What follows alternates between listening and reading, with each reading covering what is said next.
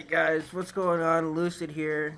I wanted to make a video talking about the Developer Direct Xbox thing that happened because it's something to talk about. There's not a lot to talk about in terms of movies or games or anything right now. But I did want to talk about these things and some of these games and give my general thoughts.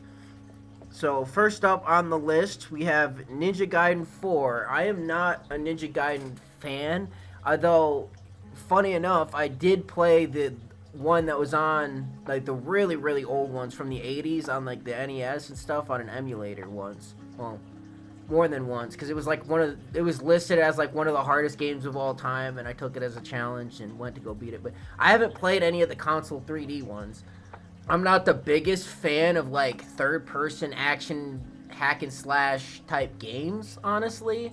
Like your Devil May Cry and I don't know. Again, I'm not into those kinds of games, so I don't know a lot of them. But you know what I'm talking about, the third person action hack and slash beat 'em up genre, which this looks like it's part of. It looks like it's like a Devil May Cry mixed with like a Dark Souls almost, because they showed like these bosses and stuff. And you know how it is nowadays. Every game is trying to be Dark Souls, or at least incorporate elements from Dark Souls or from Soft anyway, whatever. For being what it is, which is a third-person action adventure hack and slash, I mean, it looks fun. I like it how fast-paced it looks. I tend to like my games to be a bit quicker and a bit faster paced, unless it's something like a strategy game or something. I don't know. I feel like we have to see more of it, you know, to kind of get more of a feel of what it's really like. The graphics look pretty, you know, there's a decent story, or there's some story there. It looks, I guess, like the other games were. Again, I haven't played them, but it looks like it's leaning off. I know Platinum Games is doing it, and they did Bayonetta, and they did a bunch of the other hack and slash third-person beat 'em ups, so... Which, from what people tell me that are into those kinds of games, Platinum is a pretty safe bet, at least as far as gameplay goes when it comes to this stuff. So, the gameplay will probably be fun. It definitely looks flashy. It looks quick. You know, again, it's not really my thing, but even I do admit it did look kind of fun to play. How fast-paced it was. I'll have to. They did say at the end of this that they're releasing like this remaster of like Ninja Gaiden 2, I guess, for the Xbox, or it was on the Xbox originally, which is kind of weird to me. I don't know why you wouldn't just like remaster 2 specifically and not 1 or 3, but maybe it's like a standalone story.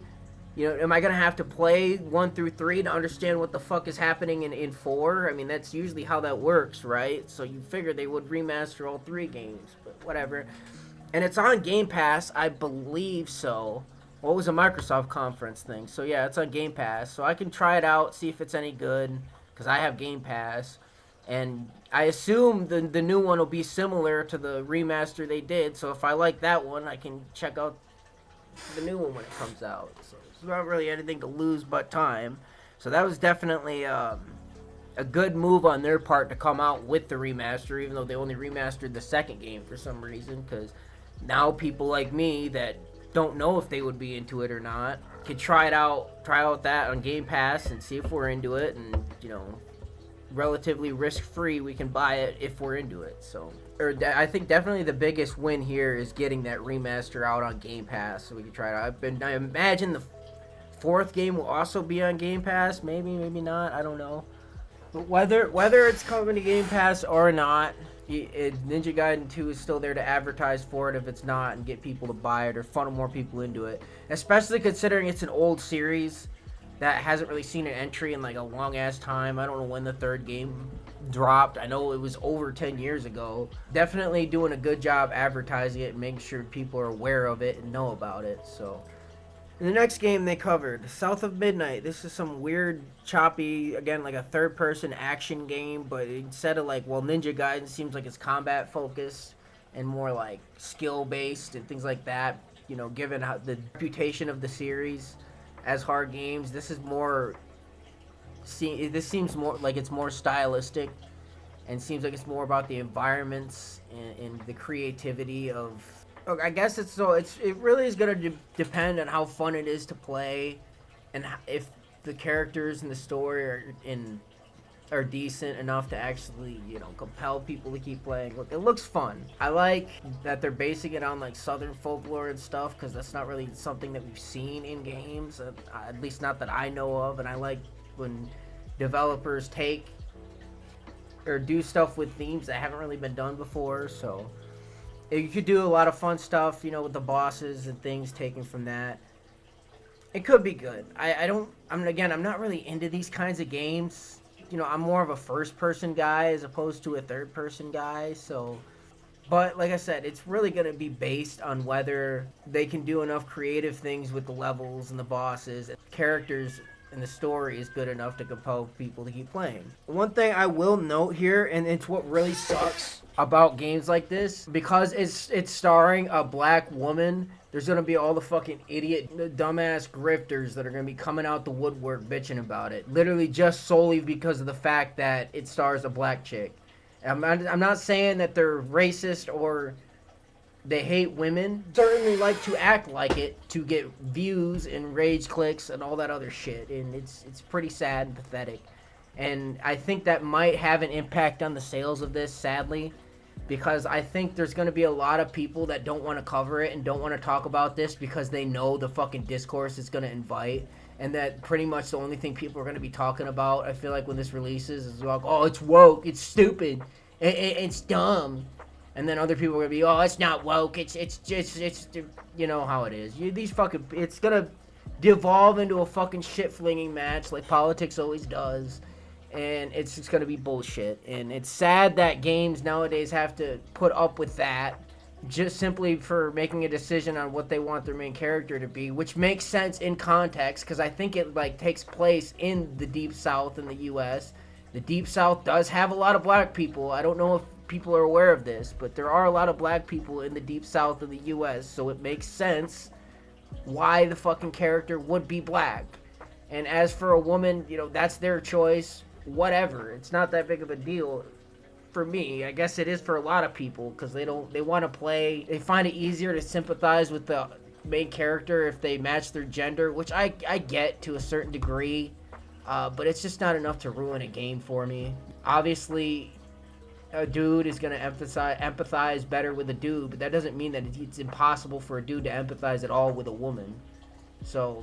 But whatever. Yeah, there's gonna be people bitching because it stars a black person, and it's literally like, I remember 10, 12 years ago when Resident Evil 5 released, the first Resident Evil 5, and took place in Africa, and it was a zombie game. In the game, you ended up gunning down a lot of black zombies, which makes sense because you're in Africa during an outbreak, and people bitched about it. This bunch of dumbass morons bitched because they said it's racist, and a bunch of other shit. This is literally just that exact same shit in reverse. They're bitching about a black main character even though it's set in an area of the world that has a lot of black people in it. It's the same shit, dude. It's just as stupid. And it's barely even worth acknowledging. It's sad that the discourse about this game is probably going to devolve into just talking about that. Like Veilguard did, and fucking Concord did, and Suicide Squad did, and any number of other fucking games did. It is what it is, man. That's what it's like to talk about games and movies and all that shit in 2025. So we're gonna have to put up with it. Hopefully this game can escape that. And if it's a good game, people will play it, regardless of whatever stupid, dumb bullshit, quote unquote, controversies surround it. So we'll see. The next game they covered, or the next game that they started talking about, was Expedition 33. This is like a turn-based.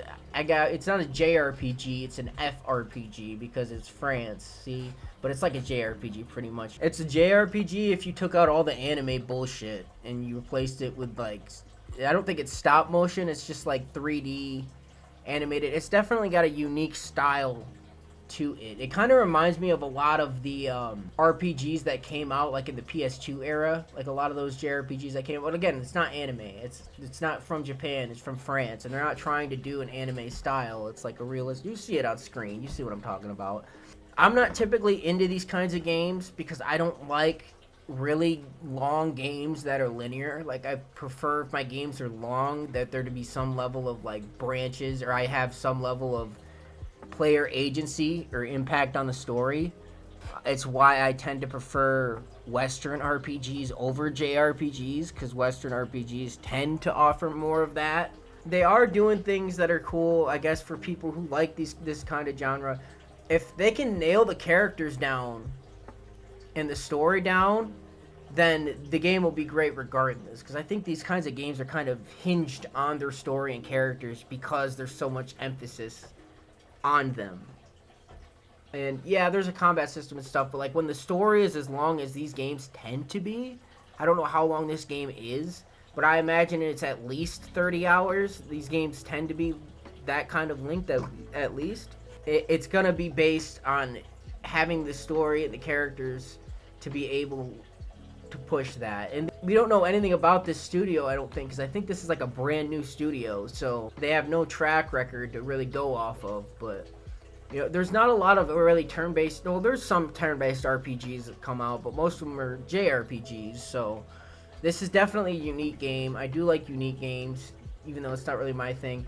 They are at least putting in. They said something about like skill trees, so it's not super linear in different builds. So you can like have different builds and build characters in different ways. So at least you have player agency in some way through the character builds, and I like that a lot. And because it adds to the replayability, because you can go, I wonder what this character would do if built them this way and this and that. So at least there's that, and they are spicing up the combat a little bit. They have like a system where it's like there's real-time actions in the combat. It's kind of like the old Paper Mario games, if you ever played those. And I know I'm dating the fuck out of myself bringing those up, but if you played the old ones on like the N64 or the GameCube, there's like, it's turn-based, but then like you press buttons at the right time to like enhance your attacks or make them stronger or chain them together or whatever. It's like that. So at least they're, you know, making it so it's not an action-based combat, obviously, but it's there. You have the opportunity to do more with it other than just picking what you're doing and strategizing and just picking attacks. And it's going to be a long game, so I feel like you might need it. Again, that's kind of part of the problem that I've had with JRPGs, even though I haven't really played much of them outside of just the style, and I'm not really being too into anime, is that like how long, and I don't like the combat just is not enough to keep me engaged for that long, especially when a lot of them don't have build variety either. So again, at least they're doing something there to try to alleviate that. But hey, you know, it looks like it could be really good, especially if they nail the characters, they nail the story. It could be a game of the year if they nail those things, and I do mean that. I mean, it's a unique thing. We don't get a lot of RPGs, like big, thick RPGs like this, so hey, it could be fun. It's not really my thing. Again, we're talking about RPGs. I prefer something more like Avowed that's coming out next month, or even Kingdom Come Deliverance 2, even though I don't really care for that game either, because I don't like realistic settings really in games. Outside of like, I guess, GTA and RDR2, but GTA is not really that realistic either, to be fair. Those are kind of the RPGs I kind of care about more than this. It looks like they're putting a lot of effort and work into it, if nothing else. And the last game they cover, we're going to move on, Doom Dark Age. Now, this is my shit. This is what I was waiting for and looking forward to seeing more about. I am an absolute Doom fanatic, especially with the recent ones that released. Doom 2016 is one of my favorite first-person shooters of all time. Doom Eternal is not just one of my favorite first-person shooters of all time, but one of my favorite games of all time, period. Like, it's in my top 10. That's how goddamn good it is. At least in my opinion, for me. Doom Eternal is pretty much everything I want in a first-person shooter. Like adrenaline in video game form. It's so fast, and it's like such a power fantasy. Like, it's my shit, dude. I fucking love that game. I love the guns, the music, just everything about that game. I'm definitely fucking super hyped for this. I'm not a big fan of them slowing things down because, again, I kind of like faster gameplay. I said that earlier when I was talking about Ninja Gaiden.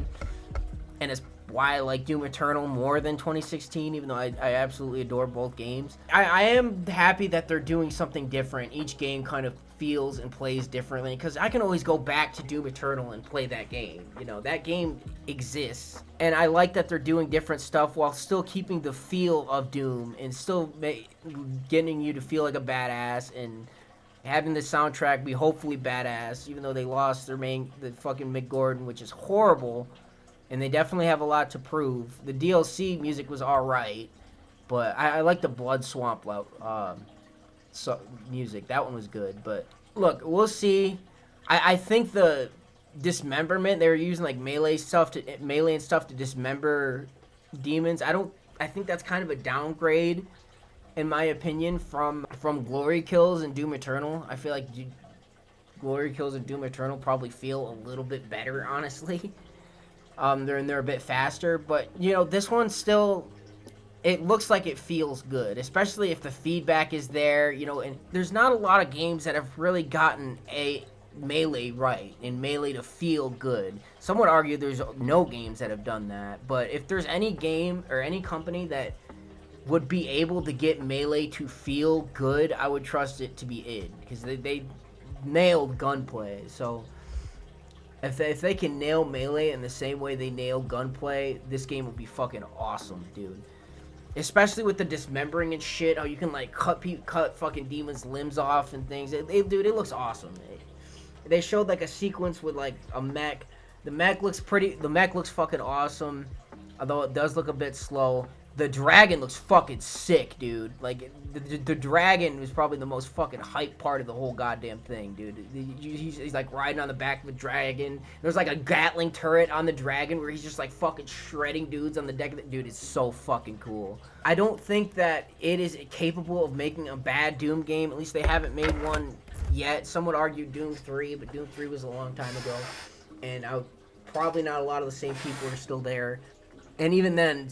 You know, dude, that's kind of controversial opinion to say Doom 3 sucks, but I think it'll be good.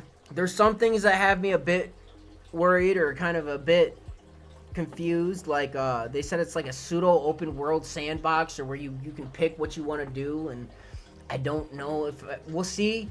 I mean, it could be good. It depends on how the levels are designed. I know some people bitched about, like, the level design in Eternal, where you, like, go into an area and then you kill, like, a couple of waves of demons, and you find the key, and you go to the next area, and then repeat and do the same thing, and occasionally have a platforming segment thrown in. I didn't have a problem with it, but I guess I know some people did. So I guess this is more open world. It's different. You know, I put my trust in id because I think they could do it, but the gameplay itself, like the gunplay and the melee and stuff, it looked like it's more parry based. Like, it's more like you have to wait for them to do a certain attack and then parry it, and then you go in. Similar to Dark Souls. I'm not saying it's going to be like Dark Souls, but it's similar to the way where you kind of have to wait out attacks and stuff. Maybe. That's what it looks like. I know they're doing more cutscenes, which I don't know if that's the right call. As much as I do like Eternal, and I like Eternal more than 2016, I like the story and the way that the story is portrayed a lot better in 2016, where there's not any cutscenes and it doesn't really take itself seriously, and the story's kind of happening in the background while you kill demons and stuff. It makes a lot of sense, and I really like the way they did it in that game as opposed to the way they did it in Eternal, where they stop the game and have these cutscenes play out and stuff. But, you know, hey, that's their call. I guess they want to keep doing the cutscenes. I still think it's going to be good. It's not like I'm worried about those things. It's kind of just things that I've noticed. And, you know, we'll see how it plays when it comes out. It sucks. I'm going to have to upgrade my graphics card because my graphics card doesn't do ray tracing. So that's going to fucking suck. I have until April to get that done, which is kind of poetic considering I think the last time I upgraded my graphics card was when Eternal came out to play that game. So I guess it makes sense that I would upgrade it again to play the next Doom game. It's kind of ironic that way, I guess. Overall, those are my thoughts on the showcase, the conference, whatever you want to call it. I think that it was pretty good. You know, there's definitely a lot of wins here. I actually think they did a pretty good job at putting out a variety of different games.